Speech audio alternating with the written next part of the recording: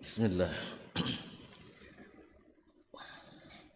Assalamualaikum warahmatullahi wabarakatuh.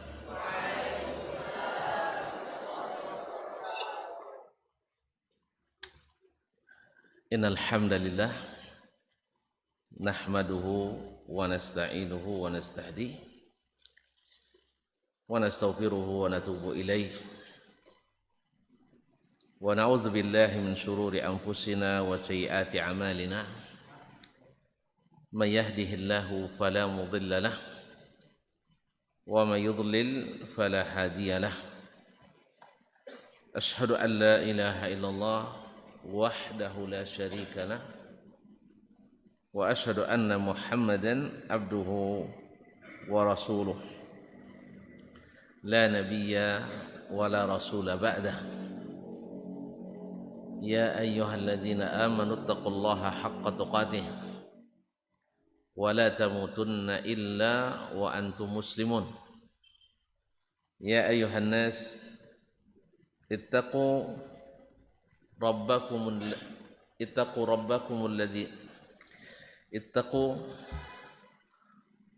alladhi khalaqakum min nafsin wahidah wa khalaqa minha zawjaha wa batha minhuma rijalan katsiran wa nisaa'a wattaqullaha alladhi tasaaluna bihi wal arham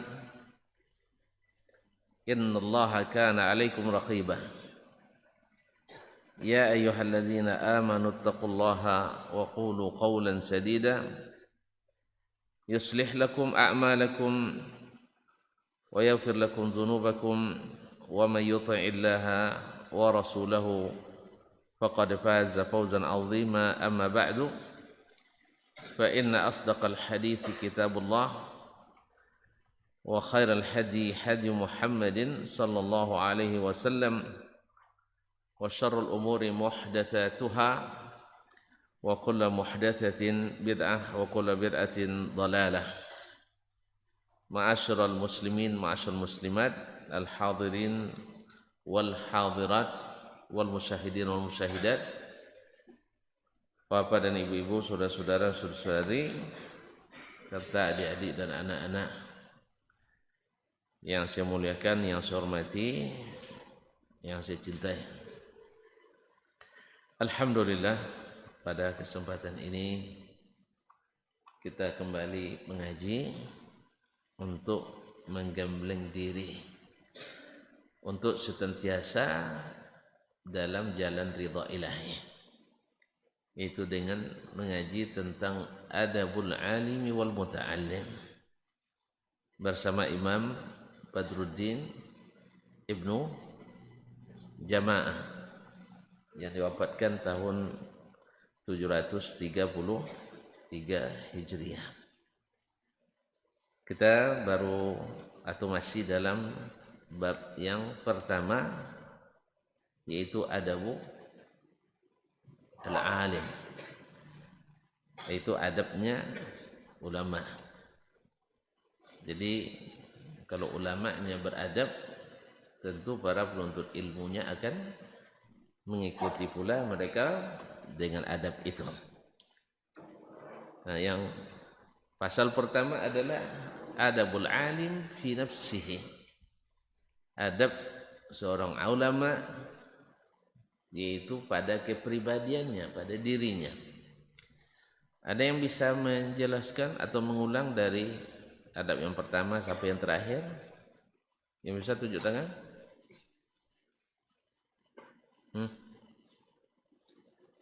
Alhamdulillah. Dia pergi dan lupa bersama liburan. Lama liburan kemarin. Coba yang pertama. Adab apa? Muraqabatullah. Senantiasa muraqabatullah, merasa diawasi oleh Allah Subhanahu wa taala. Yang kedua, selalu bersifat zuhud, dan wara. Yang ketiga, Hah, baik. Itu menjaga ilmu seperti dijaga oleh para ulama salaf. Nah, sehingga ilmu itu dimuliakan. Itu yang kedua. Yang ketiga zuhud tadi ya. Yang keempat, tidak menjadikan ilmu dengan tujuan, tidak menjadikan ilmu jembatan untuk mencapai tujuan-tujuan duniawi, untuk kepentingan dunia. Yang kelima, seorang alim menghindari pekerjaan-pekerjaan yang dapat merendahkannya. Karena kalau seorang alim direndahkan, otomatis ilmunya tidak dihargai dan dinilai. Sah? Maka dihindari pekerjaan-pekerjaan yang dapat merendahkan dirinya sehingga ilmunya direndahkan. Nanti gara-gara mengerjakan pekerjaan yang atau yang membuat rendah, orang akhirnya tidak bersemangat untuk menuntut ilmu sehingga menjadi bahan untuk direndahkan. Yang keenam, menjaga syiar-syiar agama Islam yang nampak, seperti menjaga salat berjamaah di masjid, menjaga puasa, dan menjaga cara berpakaian, cara bertutur sapa dan sebagainya. Nah, yang ketujuh, ini yang akan kita pelajari pada hari ini. Berkata Syekh Ibnu Jama'ah rahimahullah ta'ala, as-sabi' min adabil alimi fi nafsihi. Adab yang ketujuh di antara adab seorang ulama yang harus ada pada dirinya, ayyuhafidha 'alal mandubatis syar'iyyah, selalu menjaga amalan-amalan syar'i yang disunatkan. Jadi seorang alim, ulama, bukan hanya sekedar melaksanakan yang wajib-wajib, dia harus menjadi berlebih dari yang lain-lain, sehingga tidak ada alasan kenapa tidak melakukan, karena cuma sunat. Betul, tidak boleh dipaksakan, tapi seorang alim harus mencontohkan, seorang ulama harus mencontohkan. Demikian pula dengan hal-hal yang makruh-makruh, memang tidak haram, tetapi seorang alim menjadi contoh untuk meninggalkan. Al-qauliyah wal fi'liyah, baik yang berupa perkataan amaliyah, amalan yang merupakan ucapan, wal fi'liyah maupun yang bersifat fi'li, pekerjaan. Fala fayulazimu tilawat al-Quran. Apa contohnya? Seorang alim harus selalu membaca Al-Quranul Karim. Seorang alim harus selalu membaca Al-Quranul Karim, ya, kapanpun. Naam. Wa zikrallahi ta'ala bil qalbi wal lisan. Seorang alim juga senantiasa menghiasi hatinya dan lisannya dengan zikrullah. Dia selalu berzikir. Ya, seorang alim harus terlihat selalu berzikir. Ya, bukan karena dia, tapi dia harus selalu dalam keadaan berzikir. Masuk masjid, dia terlihat berzikir. Keluar masjid, dia berzikir. Naik kendaraan, berzikir. Turun, berzikir. Dan seterusnya. Dia seorang alim memang harus nampak bedanya, makan, minum, mandi dan sebagainya. Nah, baik. Wa kadzalika ma warada min ad-da'awati wal azkar. Dia senantiasa menjaga doa-doa dan zikir yang diriwayatkan dari Nabi sallallahu alaihi wasallam.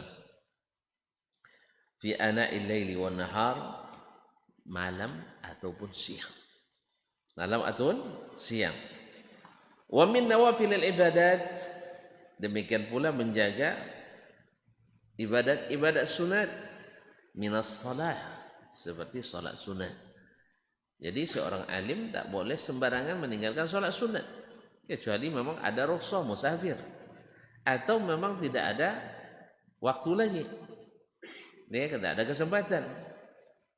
Misalnya awak datang dari jauh, contoh ustaz misalnya diundang dari jauh musafir, terlambat sampai, walau nunggu ceramah, itu salat sunat lo panjang dulu. Jadi diundur, nanti diundur salat sunatnya. Orang sudah nunggu kita. Tapi kalau wajib, kalau bisa dijamak, jamak takhir. Kalau tidak, karena musafir kan, musafir tidak ada sunatnya kan. Nah, jadi kaum muslimin dan muslimat dirahmati Allah Subhanahu wa taala. Jadi menjaga salat sunat, wasiyam kadzalik, demikian juga puasa sunat. Jadi memang beresiko juga jadi seorang alim itu, seorang yang berilmu, harus menjadi contoh. Nah, namun itulah sebabnya kenapa semasa kita masih sekolah sekarang, kita dibiasakan oleh ustaz.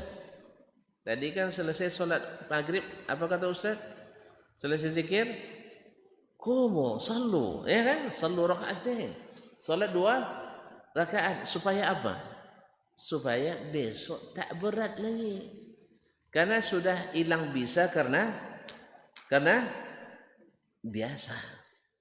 Pasal jalan karena dilalui, pasal kaji karena diulangi. Pernah kalian dengar Uwais Al-Qarni ceritanya? Yang terkenal berbakti pada ibunya. Dari Yaman dia gendong ibunya sampai pulang lagi ke Yaman naik haji. Tolong menggendong amaknya. Lama mamak misalnya dari sampai Lolo sampai ke WC, tolong gendong. Naknya dari Yaman. Jauh Yaman di muka? Jauh sekali, ratusan kilometer digendongnya. Apa yang dia lakukan? Dia latihan lama sekali menggendong pertama anak sapi. Anak sapi berat enggak? Ya, tapi karena berlatih akhirnya terasa ringan. Coba kamu bisa enggak angkat berat 250 kilo? Kenapa enggak? Petentara bisa. Kenapa dia bisa?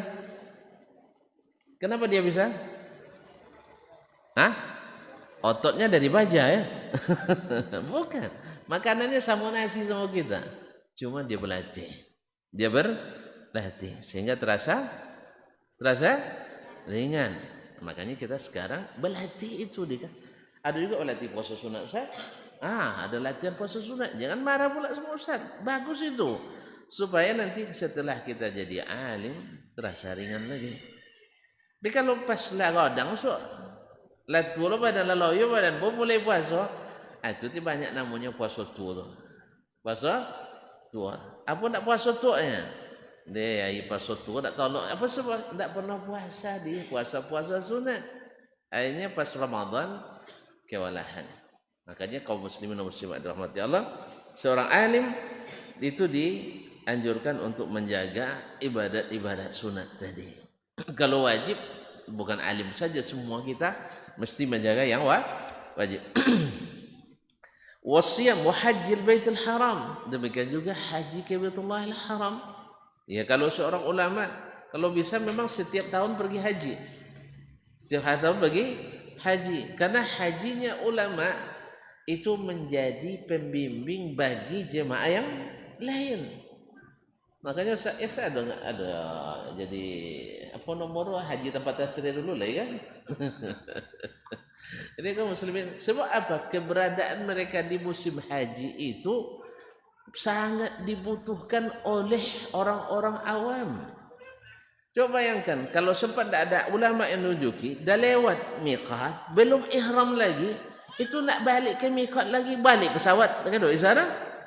Kan tak bisa pesawat balik lagi? Untuk satu orang antar ke mana? Ke miqat? Tak bisa. Tapi ketika ada alim dia ingatkan, yang tertidur dibangunkan dari pesawat, Pak, sebentar lagi kita sampai di miqat. Yang tak tahu ke mana? Dia diam aja. Tapi kalau seorang alim tak.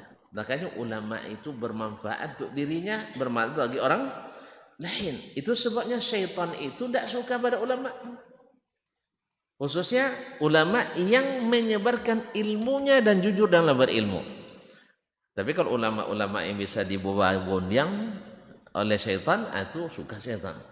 Ya, yang nah halal kene, haram kene, halal kana jola biayanya. Siapnya kan, itu memang ya enggak tahan dia. Jadi kaum muslimin dan muslimat dirahmati Allah Subhanahu wa taala, wassalat ala Nabi sallallahu alaihi wasallam, demikian juga selalu berselawat pada Nabi sallallahu alaihi wasallam. Kaum muslimin dan muslimat, bedanya alim dengan yang bukan alim. Seorang alim bila menyebut nama Nabi sallallahu alaihi wasallam, walaupun tertulis di buku berkata Muhammad, dia tak akan membaca seperti itu. Dia mesti membaca berkata Nabi Muhammad sallallahu alaihi wasallam. Kenapa? Karena Allah sendiri, Allah tahu siapa dia? Yang menciptakan Nabi. Ketika memanggil Nabi kita, ada dia bilang ya Muhammad, dia bilang ya ayyuhan Nabi, ya ayyuhar Rasul dalam Al-Quran. Sah? Ya ayyuhan nabiyyu lima tuharrimu ma ahallallahu laka tabtaghi mardata azwajik. Terus ada lagi, ya ayyuhar rasul balligh ma unzila ilaika min rabbik fa in lam taf'al wa ma ballaghta risalata, dan sebagainya. Al-Quran Allah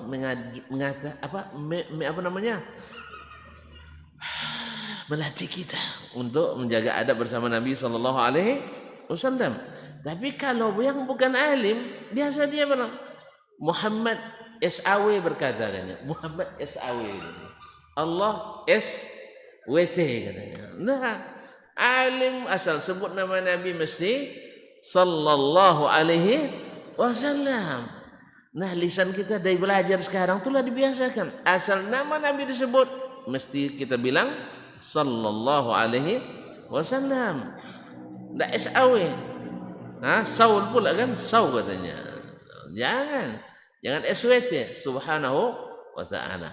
Bahkan jangankan Nabi, ulama saja disebut, walaupun tertulis Syafi'i berkata. Enggak, saya tidak mau membacanya kecuali dengan Imam Asy-Syafi'i berkata. Bahkan kita tambah lagi, Asy-Syafi'i rahimahullah. Rahimahullah. Makanya kaum muslimin, Imam Ahmad mengatakan, ahadzun nasi bi Rasulillah sallallahu alaihi wasallam, orang yang paling beruntung dengan Nabi sallallahu alaihi wasallam adalah ahlul hadis. Ahlul hadis apa sebab? Li'annahum kullama dzukira rasmuhu sallallahu alaihi. Mereka setiap namanya disebut, mereka berselawat kepada Nabi sallallahu alaihi wasallam. Dan yang paling banyak menyebut nama Nabi adalah ahli hadis. Oleh sebab itu, mau nak jadi ahli hadis? Alhamdulillah. Ahlul Quran wa ahlul hadis. Masya Allah, tabarakallah. Jadi kaum muslimin dan muslimat dirahmati Allah Subhanahu wa taala, dengan senantiasa menjaga salat kepada Nabi sallallahu alaihi wasallam. Fa inna mahabbatahu wa ijlalahu wa ta'zimahu wajib. Karena mencintai Nabi sallallahu alaihi wasallam dan wa ijlalahu memuliakannya, wa ta'zimahu membesarkannya, mengagungkannya, wajib. Mencintai Nabi wajib, memuliakan Nabi wajib, mengagungkan Nabi adalah wajib. Naam. Wal adab 'inda sama'i ismihi wa dzikri sunnatihi matlubun wa sunnah. Dan beradab ketika mendengarkan namanya dan menyebut sunnahnya dituntut dan merupakan sunnah. Dituntut daripada kita dan merupakan sunnah, yaitu beradab kepada Nabi alaihi salatu wassalam. Apa dalilnya? Ya ayyuhal ladzina amanu la tuqaddimu baina yadayillahi wa rasulih. Hai orang-orang beriman, jangan mendahului Allah dan Rasul. Ya ayyuhalladzina amanu la tarfa'u aswatakum fawqa sauti an-nabi. Jangan kalian mengangkat suara di atas suara Nabi sallallahu alaihi wasallam. Oleh sebab itu beradab ketika mendengar namanya dan ketika menyebut sunnahnya, itu sangat dituntut dan merupakan sunnah yang diwajibkan Allah Subhanahu wa taala. Naam. Kana Malikun. Imam Malik rahimahullah. Siapa Imam Malik?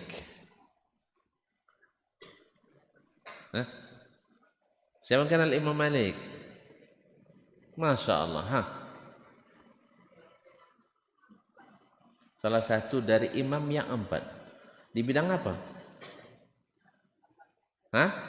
Karena ada imam 4 dalam sunnah. Ashabus sunnah ada 4. Bidang? Mazhab. Masya Allah. Masih di sini. Nah, Masya Allah. Siapa yang ketiga? Yang 3 lagi? Imam Syafi'i. Masya Allah. Anta Syafi'i ya? Anta Syafi'i? Atau nama ayah Syafi'i? Anta Imam Syafi'i. Baik. Siapa lagi? Imam Ahmad. Imam Ahmad. Anta Ahmadi. Baik. Siapa lagi? Imam Hanbal. Ahmad bin Hanbal ya Ahmad. Nah.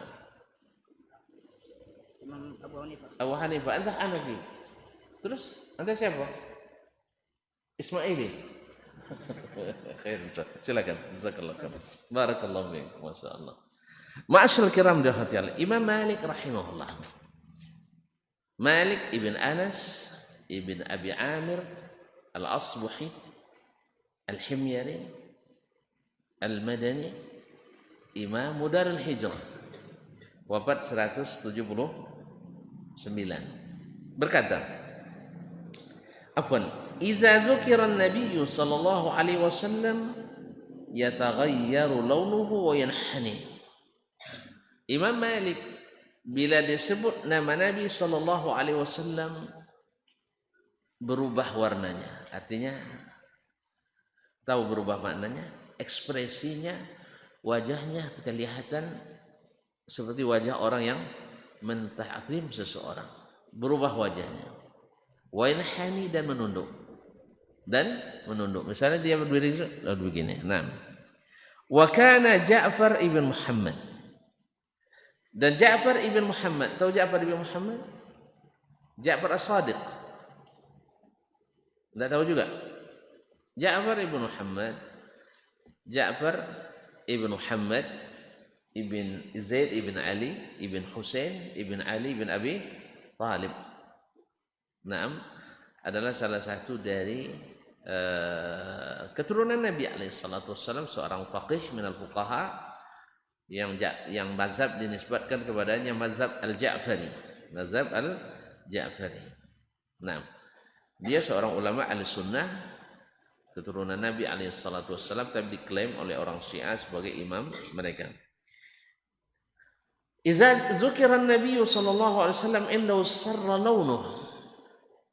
Apabila disebut Nabi di depannya dia pucat, kuning warnanya, orang pucat, disebut isfarra launuhu. Sebab orang yang kekurangan darah disebut dengan penyakit kuning. Jadi ketika dia mendengar Nabi disebut isfarra launuhu, pucat dia. Nah, saking hormatnya pada Nabi. Wa kana Ibnul Qasim, dan Ibnul Qasim. Siapa Ibnul Qasim? Tidak tahu juga. Abdurrahman Ibnul Qasim Ibn Muhammad Ibn Abi Bakar, ya, seorang ulama yang pernah mengatakan qalilul ilmi ma'at taqwa katsir wa katsirul ilmi ma'a ghairi taqwa qalil. Orang yang ilmunya sedikit tetapi bertakwa artinya berilmu banyak. Tapi orang yang ilmunya banyak tidak bertakwa sama dengan orang berilmu sedikit. Apa makna takwa? Adalah mengamalkan ilmu itu yang diturunkan Allah dan diajarkan Rasulullah sallallahu alaihi wasallam. Maka nilai seorang berilmu itu pada ketakwaannya. Bila dia tidak bertakwa, nilainya jatuh. Nah, Abdurrahman bin Qasim rahimahullah berkata, "Idza dzukira an-nabiy sallallahu alaihi wasallam yajiffu lisanuhu fi fihi haibatan li Rasulillah sallallahu alaihi wasallam," sampai lisannya, lidahnya keluh, kering, tak bisa berbicara lagi karena hormat pada Rasulullah sallallahu alaihi wasallam.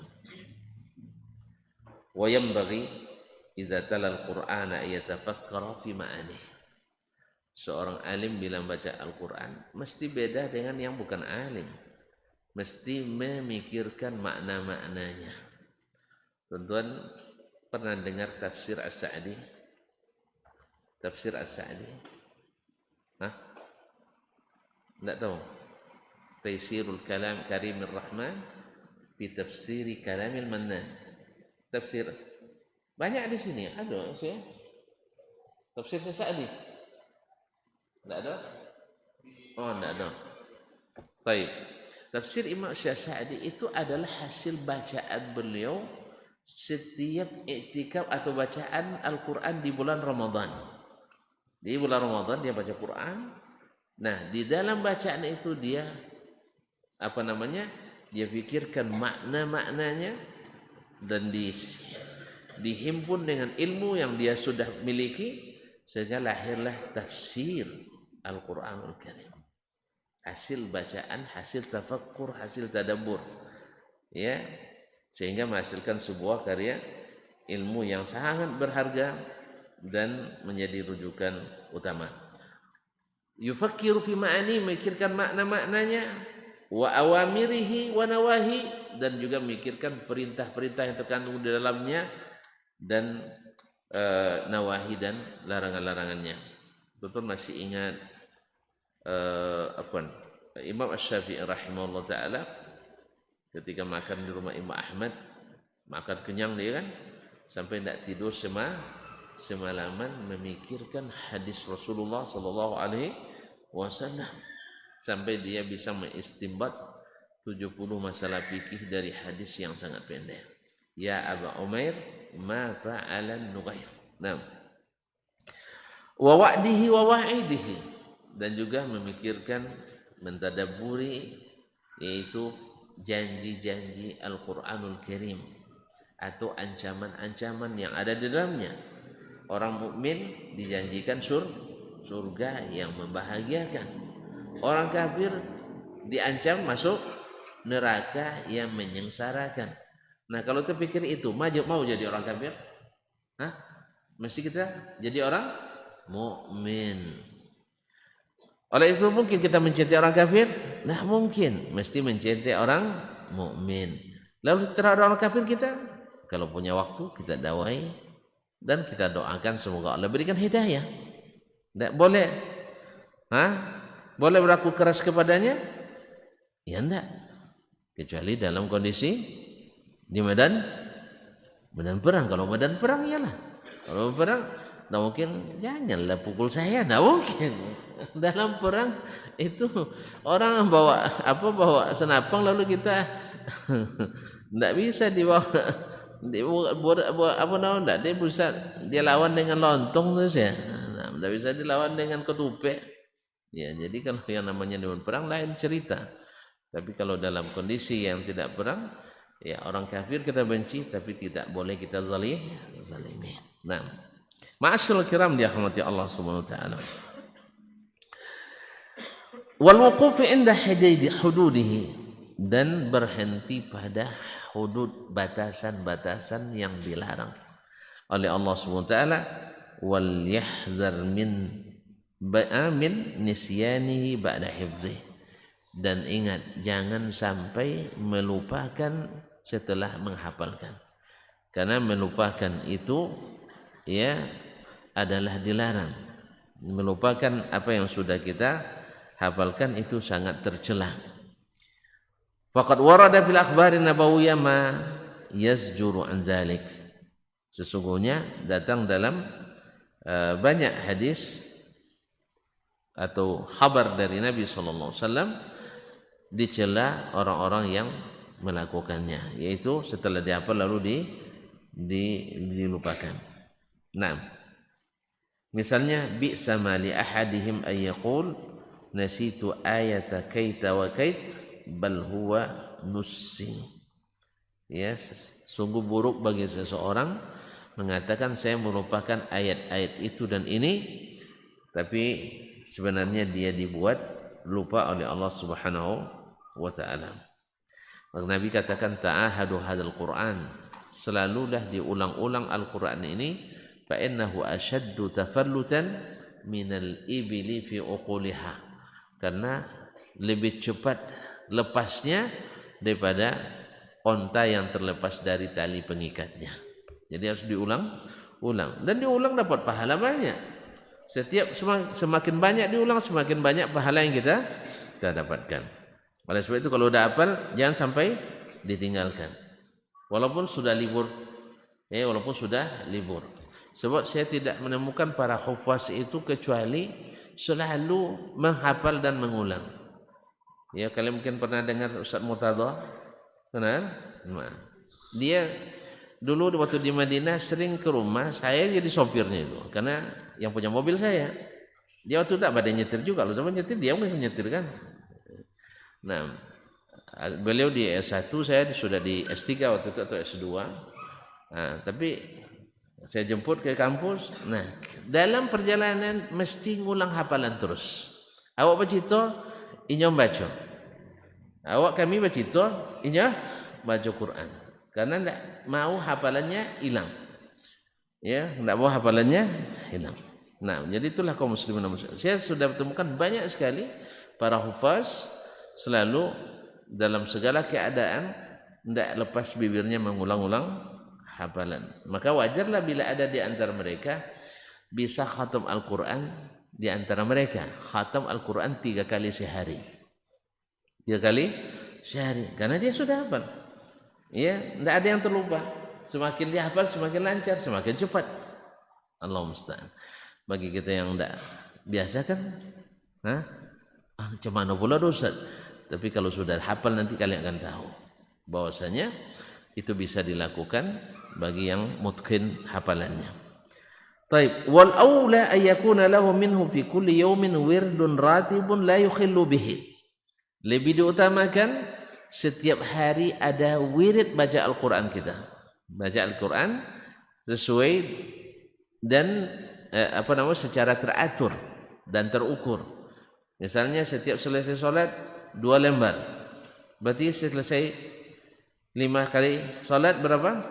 10 lembar. Berarti satu juz. 1 hari. Sebulan selesai 1 kali. Nah, lebih hebat lagi 2 juz dalam sehari. Sehingga selesai dalam 1 bulan 2 kali. Dan seterusnya. Ma'asyiral kiram dirahmati Allah Subhanahu wa taala. Fa in ghuliba alaihi fa yaumun wa yaum. Andainya dia tidak sanggup karena banyaknya kesibukan dan ini, maka 1 hari dan 1 hari baca Al-Quran, 1 hari tidak. Mana tahu dia tidak memiliki waktu dan tidak hafal pula, sehingga dia harus 1 hari membaca dan 1 hari tidak. Fa yaumun wa yaumun. Fa ajaza fa fi lailatis thulatsa wal jum'ah. Kalau dia tidak sanggup, dia khususkan misalnya hari Selasa dan hari Jumat. Li'tiyadi batalatil istighal fiha. Karena kebiasaan batalatul istighal fiha, karena pada hari itu biasanya libur bekerja. Ya, kalau kan dia di Mesir dulu mungkin Rabu hari pasar kan. Kalau kita di Air Tiris Sabtu. Nah, jadi Sabtu pun bakal jojolnya lah sudah nimbang semua. Nah, jadi mungkin tak kerja hari itu dikhususkan.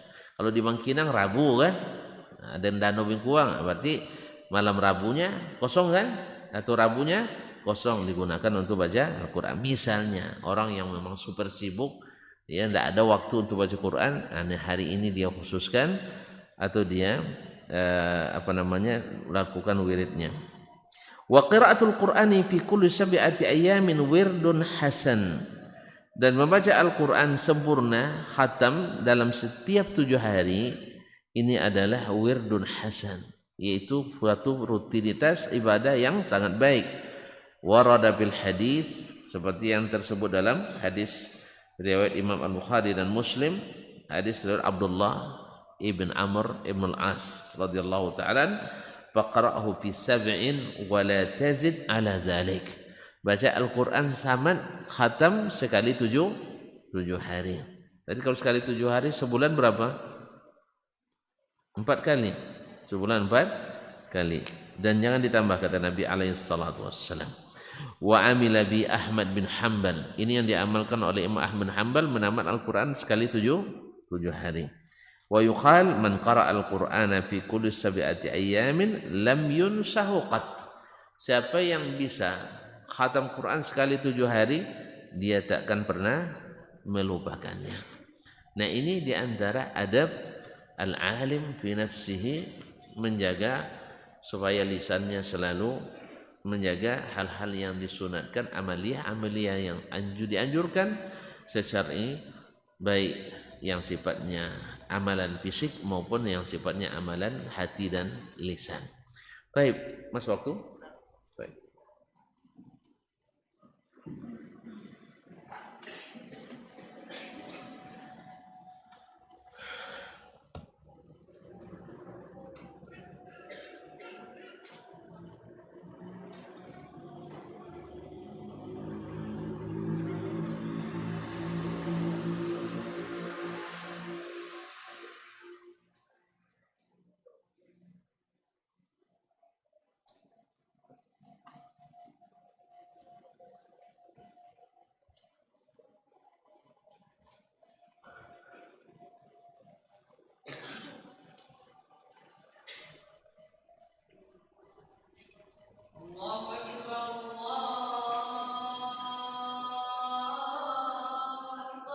Allah.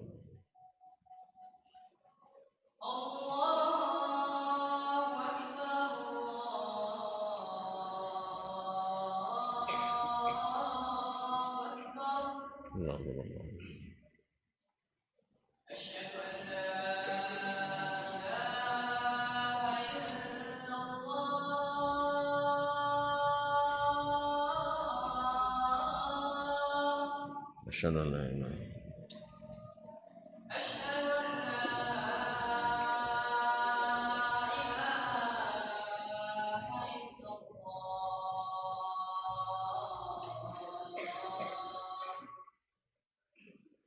Asyhadu an la ilaha illallah.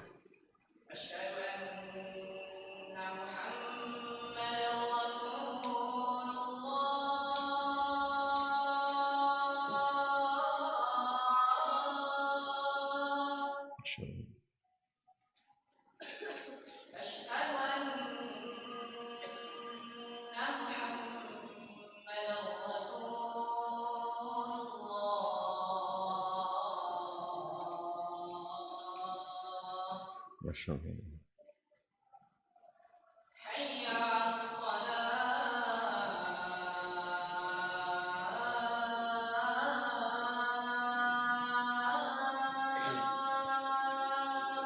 La haula.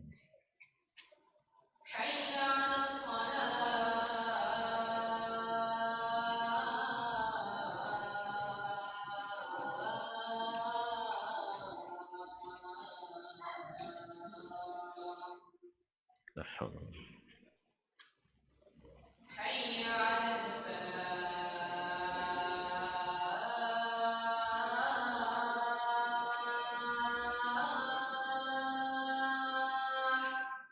La haula.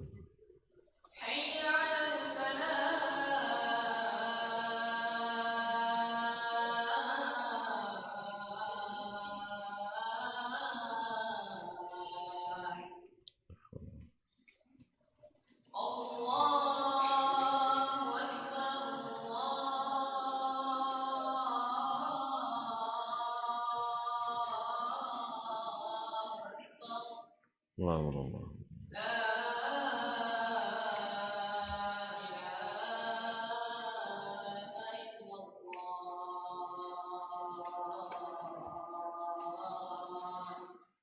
Wa nashhadu an la ilaha illallah.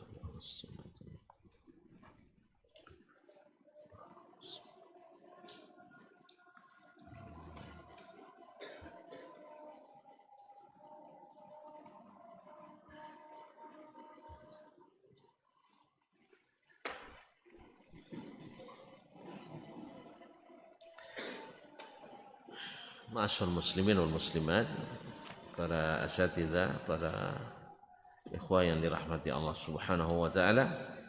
Kemudian yang ke-8, muamalatun nasi bimakarimil akhlaq, yaitu bermuamalah, bergaul dengan masyarakat bimakarimil akhlaq, dengan akhlak yang mulia. Akhlak yang mulia. Min talaqatil wajh, yaitu berhadapan bertemu dengan orang mukanya selalu berseri. Tahu muka berseri? Nah, mesti putih orangnya, tapi ada putih tapi hitam juga nampak. Jadi muka yang bercahaya, apa namanya? Yang menyenangkan. Jangan mengkedut terus. Tahu mengkedut? Enggak tentu dia apa, coba sawar. Kawi tahu ya, berkerut terus. Nah, jangan. Jelas? Gimana? Bagi gitu mantap tuh. Gitu juga. Masya Allah, semuanya berbakat ini untuk talaqatul wajh.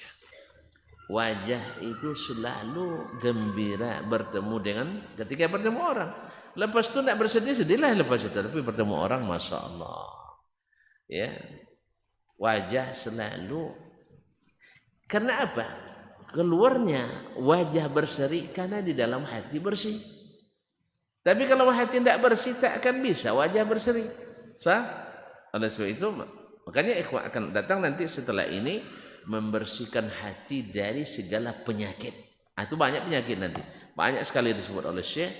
InsyaAllah ta'ala, kalau tidak bisa sekarang, mungkin pada penuh yang akan datang. Taib, min talaqatil wajh, wajah yang senantiasa talq, berseri. Wa ifsya'is salam, menyebarkan salam.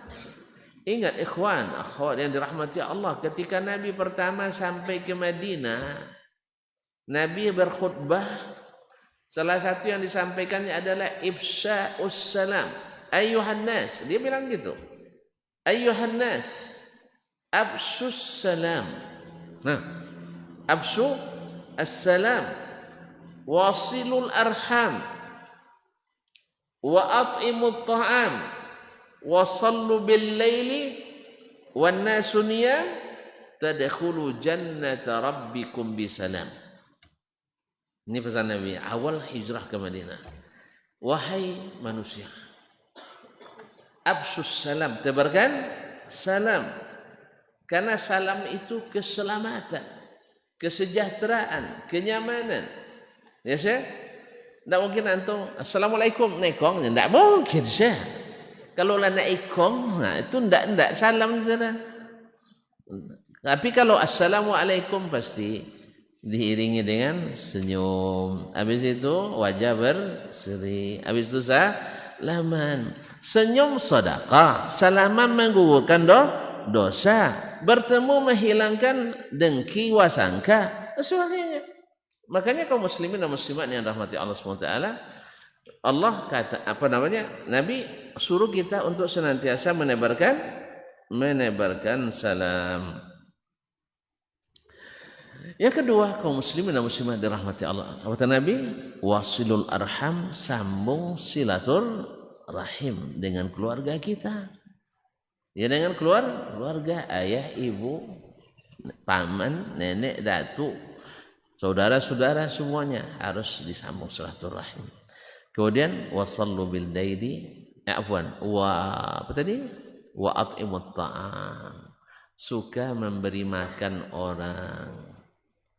Ya, sekarang awak masih kecil-kecil dikasih makan ya. Besok berniat, besok kalau saya sudah besar, saya kalahkan Ustaz Ismail ini, beri makan orang lebih banyak lagi, lebih sehat lagi ya. Tidak apa-apa niat seperti itu kan, tidak marah Ustaz kan? Tidak marah Ustaz dah, lebih hebat lagi. Saya akan buat masjid lebih besar lagi, pondok lebih mewah lagi, dan datangkan Ustaz lebih, semuanya lebih, tidak ada masalah. Jadi kaum muslimin dan muslimat dirahmati Allah. Kemudian beri makan orang, wasallu bil laili wan nasu niyam.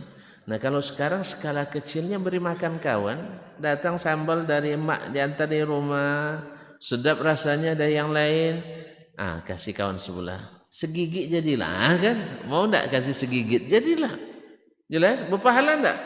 Berpahala. Kawan ndak ada dapat. Misalnya dah lama ndak merasakan apa yang ndak ada di sini. Misalnya datang, apa yang kau suka makan? Ayam, masuk sini ndak ada ayam. Ada ayam. Misalnya yang diantar orang tua misalnya, dah lama ndak makan sate penyesawan misalnya kan. Datang ayah dengan mak bawa sate. Biasa awak dibayar 5 cucuknya, kau dibayar 25 cucuk. Kan itu kan? 25 tusuk sate. Kasih ini 2, ini 2, ini 2, ini 2, habis semuanya. Enggak apa-apa. Ada orang kenyang melihat saudaranya kenyang. Ya, tapi ada orang senang melihat saudaranya enggak dapat bagian. Enggak, kita jangan masuk itu. Apa sebab? Ini membuat kita, kata Nabi nanti, tadkhulu jannata rabbikum bisalam. Kalian akan masuk surga Rabb kalian dengan selamat. Udkhuluha bisalam. Masya Allah. Salamun alaikum tibtum fadkhuluha khalidin. Tidak mau diucapkan dua kalian. Makanya tebarkan salam, sambut silaturahim, suka kasih makan, salat di malam hari ketika orang tidur, kita masuk surga dengan selamat. Allahumma adkhilna jannata bisalam. Wa it'amut ta'am, sudah sebutkan tadi, yaitu memberikan makan kepada yang membutuhkan. Wa kadhmul ghaidh, yaitu menahan amarah. Ini kalau tidak tahan amarah, banyak yang buruk yang terjadi. Nanti keluar kata-kata yang tak terkontrol. Sahabat bisa jadi kesumat dengan kita, kawan bisa jadi lawan karena marah. Ketika marah itu ucap macam-macam lagi. Ya, kadang-kadang perkataan yang benar ditafsirkan salah lagi. Perkataan nasihat menjadi tuduhan jadinya. Apa sebab? Karena kita ada marah yang tidak tertahan. Oleh sebab itu jangan jadi ustaz pemarah. Nih kalau ada ustaz pemarah gimana? Bilang, ya Allah jadikan ustaz ini penyabar. Dan kalau saya jadi ustaz, saya tidak akan contoh yang seperti ini. Makanya ustaz-ustaz yang pemarah, tolong jangan sampai murid bilang saya tidak akan contoh ustaz seperti ini. Ya, jelas? Nah, jadi pemarah itu bukan sifat alim. Karena alim itu adalah ini, kecuali nanti marah karena Allah. Nabi juga sering marah karena Allah. Ada orang nak berbuat agama sesuai selera, Nabi marah. Tidak bisa. Siapa mengatakan itu tadi? Lalu dikatakan, ingat saya ini. Faman raghiba an sunnati falaysa minni. Siapa yang membenci sunnahku atau tidak mau, tidak suka sunnahku, tidak termasuk golonganku. Itu marah lillah, itu lain. Tapi ini marah, apa contoh marahnya? Tidak bope pasu, lek golek di jalan. Ya. Tidak bope pasu, lek golek di jalan. Tidak bope main kahjai, ambil di laman. Tidak dibawa makan sekali, mabu, tidak mau makan sudah itu. Itu namanya pemarah itu. Tidak dibawa yang kecil meninggalnya. Itu marah yang berlebihan. Jadi kaum muslimin janganlah suka pemarah. Karena hasilnya tidak baik.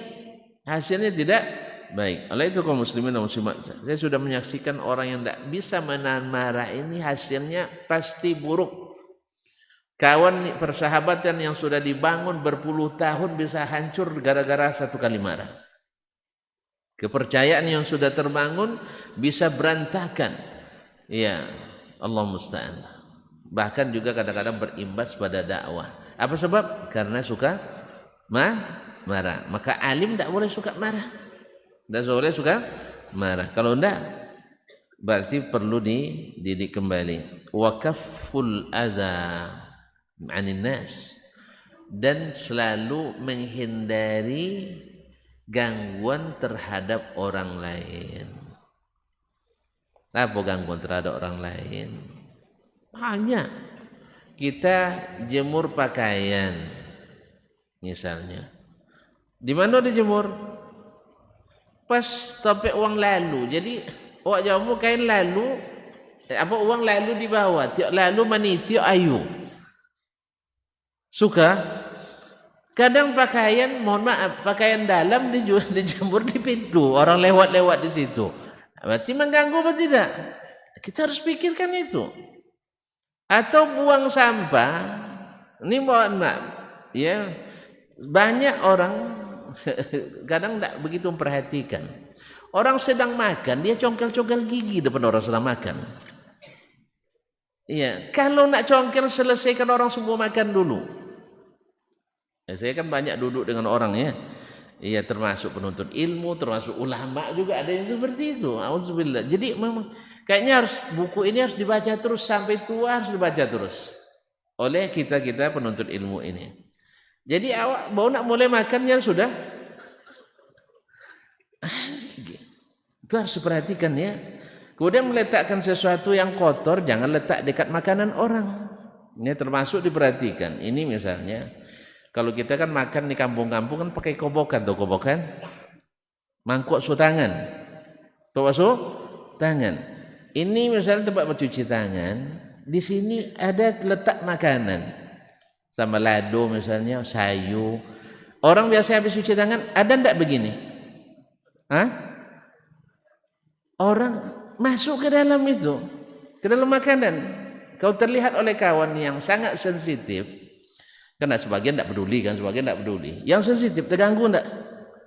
Enggak tahu nak makan dah lah. Apalagi sudah meracik selemol tadi. Jadi ini termasuk yang sebenarnya sensitifisme ini penting. Jelas ya? Jelas? Termasuk buang angin dekat orang makan. Ya, sebagian mungkin biasa, tapi sebagian enggak. Kadang orang mendengar suara aja hilang selera makannya, apalagi depan dia pula sedang makan.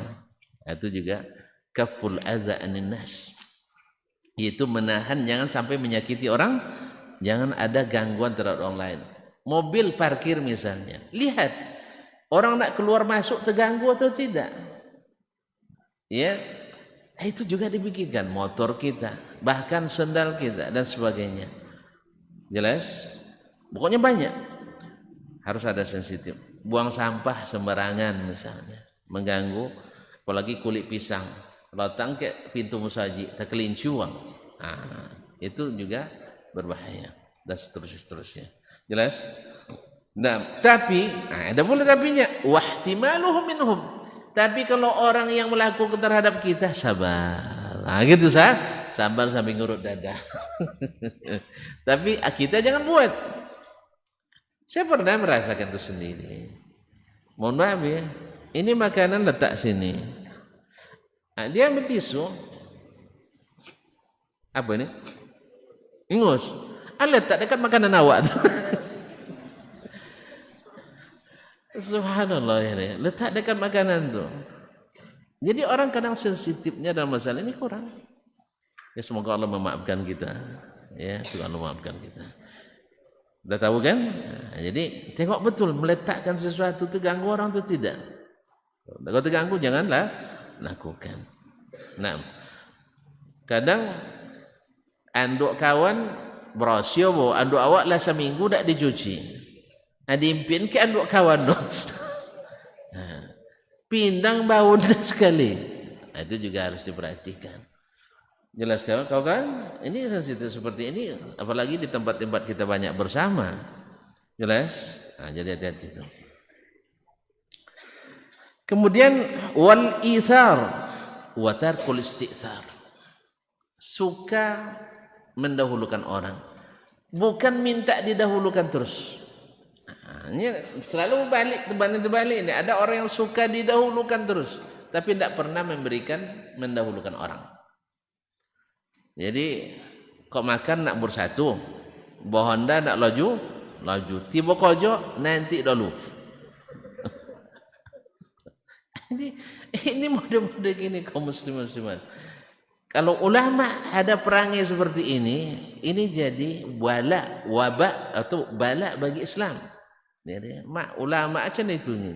Oleh sebab itu, memang dari sekarang kita harus membentuk diri. Jangan selalu ingin didahulukan. Justru kita harus selalu mendahulukan orang lain. Termasuk di antara adab di majelis. Di situ ada yang senior, ada yang junior. Ya, tahan dulu biar yang senior dulu ya. Kalau mereka ternyata sudah menyampaikan apa yang ingin kita sampaikan, alhamdulillah. Karena seperti kata Umar bin Abdul Aziz, la yalzam ayyakuna laka fi kulli majlisin kalimah. Tidak mesti setiap majelis antum punya pembicaraan di situ. Kalau sudah selesai, alhamdulillah. Makanya ini juga adab. Nabi katakan ketika ada datang 3 orang bersaudara, Abna'ul Muhayyisah ke Nabi SAW, berbicaralah yang paling muda di antara mereka. Nabi bilang, kabir. Dahulukan yang besar dulu. Tanda penghormatan. Demikian juga istri dengan suami. Ya jangan kadang biar laki lu bercakap lah dahulu lebih ini lah. Padahal sebenarnya adabnya dahulukan suami. Demikian juga antara pemerintah dengan rakyat. Ya. Dan seterusnya. Jelas? Jadi suka mendahulukan orang bukan selalu minta didahulukan. Walin safi wa tarkil istinsaf. Ya selalu berlaku adil, bukan minta keadilan terus. Awak tak pernah buat adil sama orang tapi awak minta selalu orang adil pada kita. Enggak. Artinya andainya pun kita atau orang tak adil sama kita, tidak ada masalah, kita sabar. Ya, tapi kita dengan orang harus adil. Harus adil. Nah. Taib, kemudian wasyukrut tafaddul. Kalau ada orang yang berjasa sama kita, jangan cepat lupa. Jelas ya? Iya, orang yang berjasa sama kita jangan cepat lupa. Selalu bersyukur dan berterima kasih sekecil apapun kebaikannya. Wa ijadur raha, ini yang penting juga. Selalu menciptakan suasana yang nyaman. Ini ada orang bila datang isawang dah. Lah tiba lojo tu dia kacau. Asal tibonya isawang. Tapi ada orang yang datang, alhamdulillah untung beliau datang. Mudah-mudahan ada membuatkan suasana nyaman dan lapang. Jelas? Maka yang golongan pertama tadi namanya dalam istilah orang Arab as-suqala. Kedatangannya memberatkan. Selalu menyusahkan. Saya kemarin ada Ustaz ngomong, ada seorang profesor katanya, kalau tidak menyakitkan bicaranya, tidak bicaranya. Allah. Dimanapun bercakap pasti menyakitkan orang. Nah, senang. Tidak ada orang yang nyaman dengannya. Tapi ada orang yang bila datang selalu membuat suasana senang. Di sini senang, di sana kenyang. Di sini senang, di sana kenyang. Ini orang sangat dinanti-nantikan kedatangannya. Apalagi kalau dia seorang berilmu. Makanya Syekhul Al-Islam si Ibn Baz rahimahullah ta'ala, saya melihat ini adalah sosok yang memang dinantikan kedatangannya. Sebab tak ada sosok yang tak lapang. Tak ada keinginan bersama beliau yang tak tercapai. Sekalipun dari orang yang memusuhinya. Awak kawannya bakal jadi lawan. Kalau beliau tidak, lawan bisa hormat kepadanya. Jelas itulah alim. Ini enggak. Sedikit tersinggung, subhanallah. Sedikit tersinggung, hilang panas setahun gara-gara hujan sejam. Tak saya lah hujan sejam. Bahkan hujan sudatia. Nah, Syekh bin Baz rahimahullah ta'ala bila datang menciptakan kenyamanan. Makanya di saat beliau jadi rektor Universitas Islam Madinah dulu, semua kisah-kisah indah terukir di sana.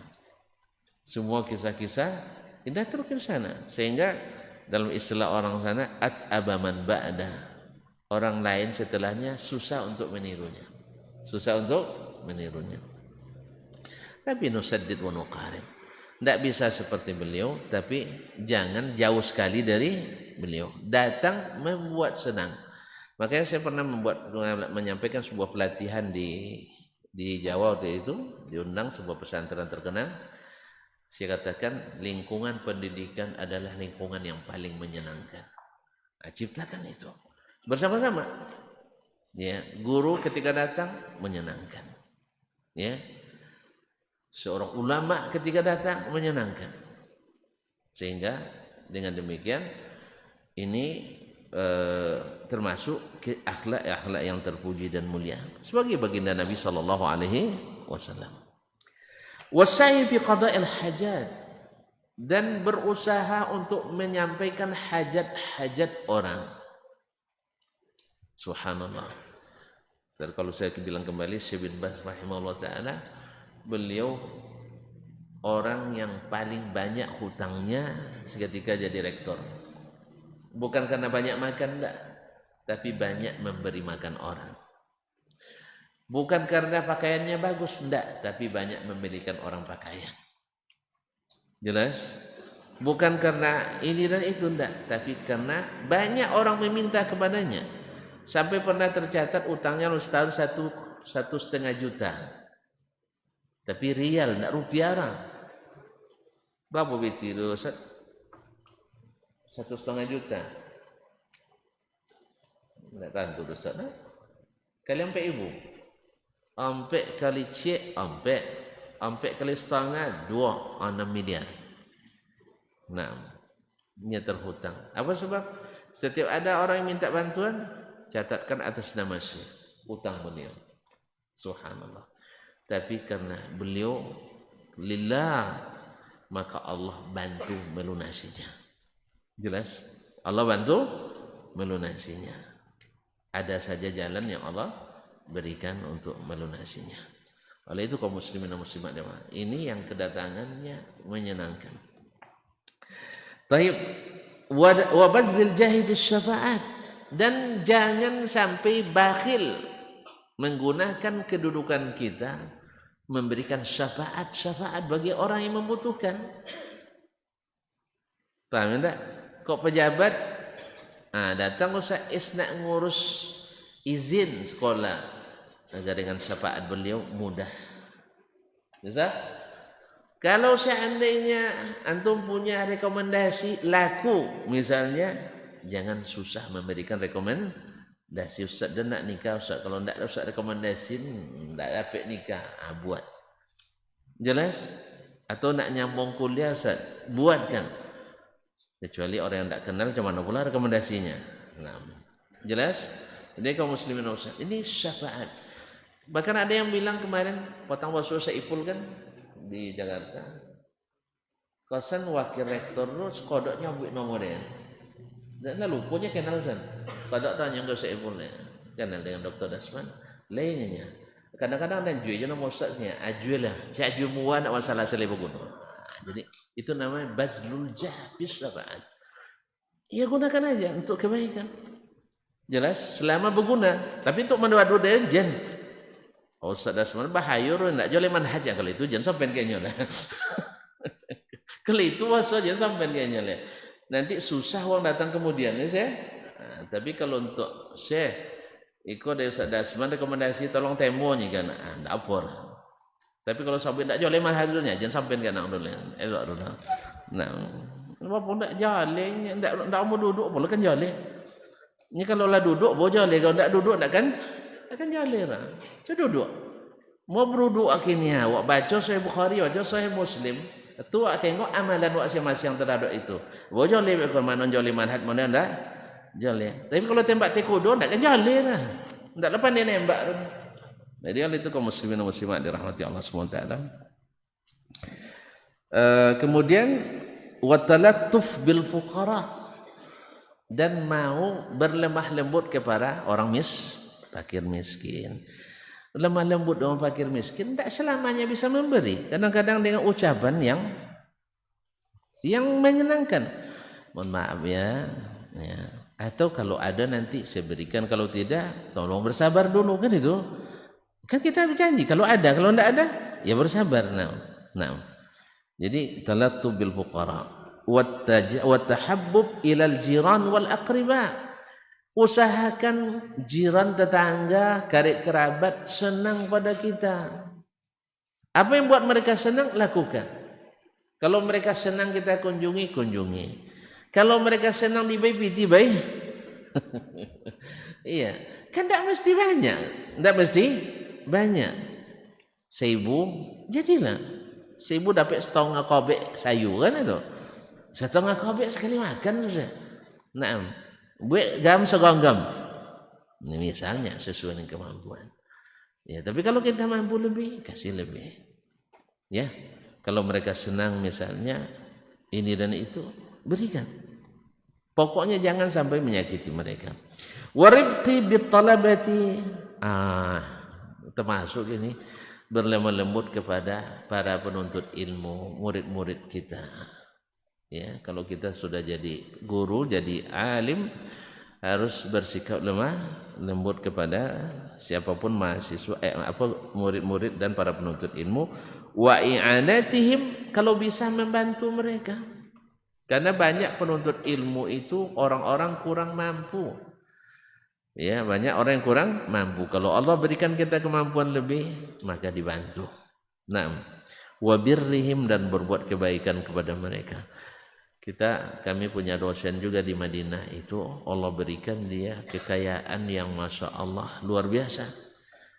Nah, salah satu yang rutin dia lakukan rahimahullah ta'ala adalah seluruh mahasiswa yang membawa keluarganya ke Madinah, kalau pulang terakhir ongkos keluarga ditanggung 100% olehnya.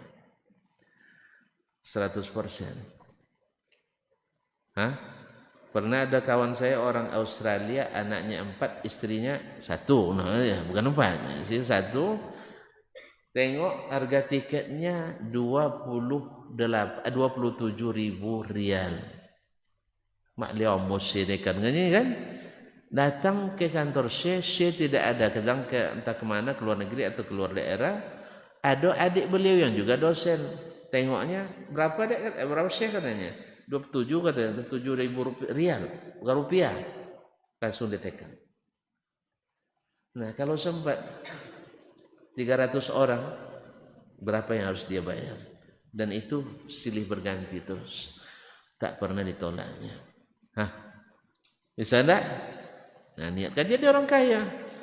Nanti cucu ustaz, ingat-ingat tuh cucu ustaz, kalau perlu bantu nanti tak.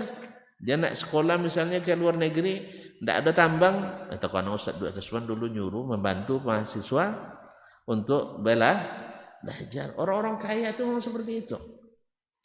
Kalau cerita panjang cerita, nanti marah kalian sama saya, Ustaz lama-lama sekali kan. Ingin sebentar, lama pula ini. Sebentar lagi, setengah baris lagi, anak. Tidak sampai setengah baris. 1 alinea. Kama sayati insyaallah taala, seperti yang akan datang. Wa idza ra'a man la yuqimu salatahu aw taharatahu syai'an minal wajibat aw syai'an minal wajibat, bila dia lihat ada di antara penuntut ilmu atau masyarakat yang tidak mendirikan salatnya atau bersucinya dengan baik atau sesuatu yang wajib dia lakukan, arsyadahu bilutfin wa rifq, dia tunjukkan dengan lemah lembut, ya, dengan lemah lembut dan santun. Kama fa'ala Rasulullah sallallahu alaihi wasallam, seperti mana dilakukan Rasulullah sallallahu alaihi wasallam ma'al Arabi allazi bala fil masjid, pada seorang Arab Badui yang buang kencing di masjid. Mungkar kan? Tapi Nabi berlemah lembut kepadanya. Wa ma'a Muawiyah bin al-Hakam lamma takallama bis shalah. Demikian juga kepada Muawiyah bin Hakam yang pada waktu itu berbicara dalam salat, Nabi juga berlemah lembut kepadanya. Sampai-sampai keluar ucapan Muawiyah, la a'lamu mu'alliman khairan atau ahsan min Rasulillah SAW. Saya tidak tahu guru yang lebih baik dari Rasulullah sallallahu alaihi wasallam. Nah, bagus juga kita membaca tentang bagaimana Rasulullah sallallahu alaihi wasallam sebagai orang guru, sebagai seorang pengajar. Mudah-mudahan kalaupun tidak sempurna, tapi jangan terlalu banyak celah dan kekurangannya. Karena memang ya kita sebagai manusia, tetapi tentu saja kita nusaddid wa nuqarib, berusaha untuk membenarkan jalan dan mendekatkannya kepada yang sempurna. Ini apa Ustaz?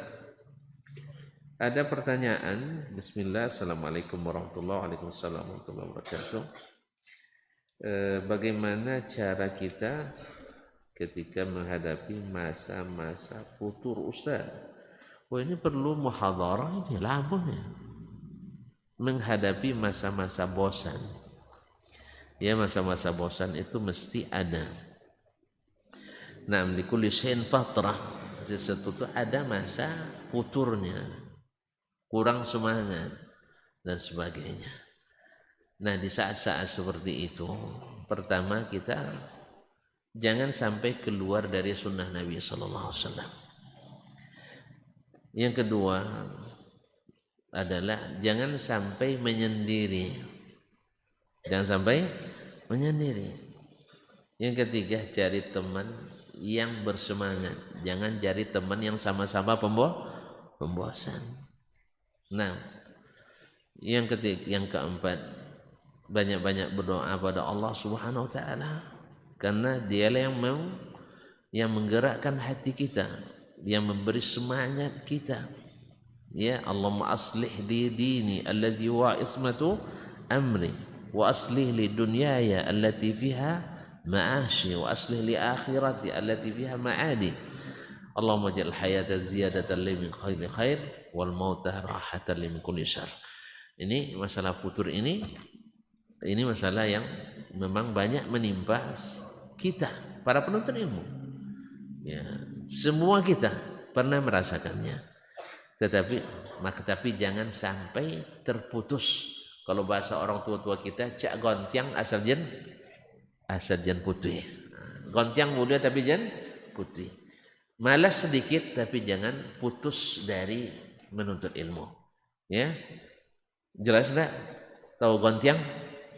Genting. Kojai tahu kojai? Kojai tahu kojai?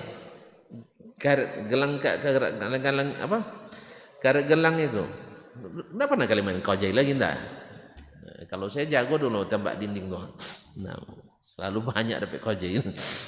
Jadi itu kan ada yang sudah lama itu, apalagi yang sudah kena panas, itu kamu putus, itu namanya gontiang. Cak gontiang sarjan putih. Sebab kalau putus tidak bisa lagi dipakai. Tapi kalau masih gontiang masih bisa dipakai. Itulah bahasanya. Jangan sampai terhenti walaupun kita harus rehat sedikit. Wallahu ta'ala. Nah, syarat obatnya jangan futur, juga jangan berlebihan. Jangan berlebihan. Ketika semangat lalu digas 120. Jangan.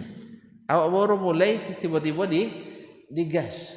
Sebab kalau terlalu menggas kita akan cepat ini masyadda ahlun hadzal din illa ghalabah. Tidak ada orang yang terlalu keras dalam beragama ini kecuali dia akan kalah. Oleh sebab itu jangan terlalu keras, jangan terlalu ngegas, tapi saddidu wa qaribu. Wallahu taala alam. Wa sallallahu ala nabiyyina Muhammadin wasallam. Mohon dan terima kasih. Semoga Allah jaga kita dalam kebaikan dan Dia kumpulkan kita mudah-mudahan di surga dalam kenikmatan. Amin ya rabbal alamin. Subhanakallahumma bihamdik asyhadu an la ilaha illa anta astaghfiruka wa atubu ilaik. Wassalamualaikum warahmatullahi wabarakatuh.